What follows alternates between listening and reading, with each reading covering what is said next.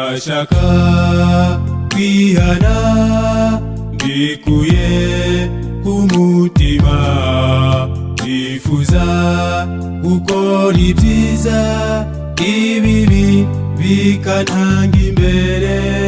Mfite ibiti bibiri nabuza mahitamo yo kumenya icyo nakora ngo nzabo n'ubugingo. Sanga Yesu niwe gusa ushobora kugutega amatwi ukamubwira ibibazo byawe, yiteguye kukuruhura uko waba umeze rwose.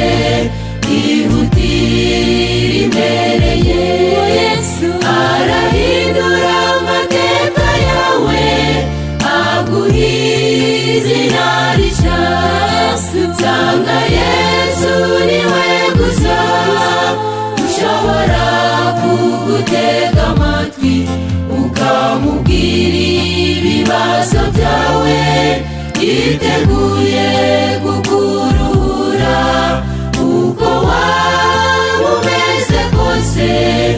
Ihutire imbere ye, arahindura amateka yawe aguha izina rishya.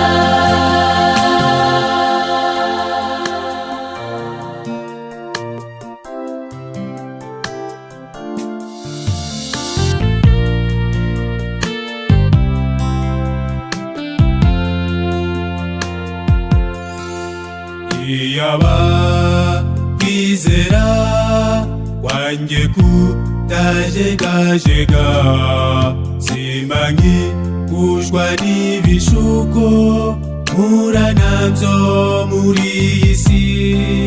Mpagaze nshikamye nkaba mfite imbaraga zo gutsinda amoshya yose yankura mu kwizera. Sanga Yesu niwe gusa ushobora kugutega amatwi ukamubwira ibibazo byawe, yiteguye kukuruhura uko waba umeze rwose. Ihutire imbere ye, arahindura amateka yawe aguha izina rishya. Sanga Yesu niwe gusa ushobora kugutega amatwi ukamubwira ibibazo byawe, yiteguye kukuruhura uko waba umeze kose. Ihutire imbere ye, arahindura amateka yawe aguha izina rishya.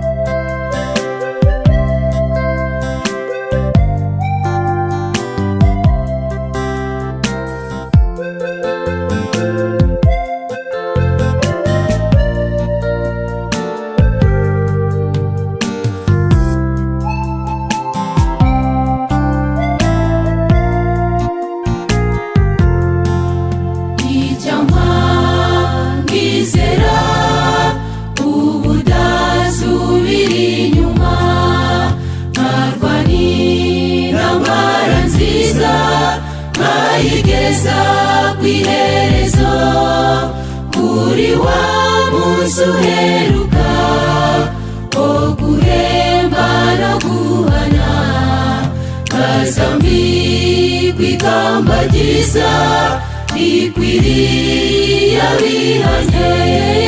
Sanga Yesu niwe gusa ushobora kugutega amatwi ukamubwira ibibazo byawe, yiteguye kukuruhura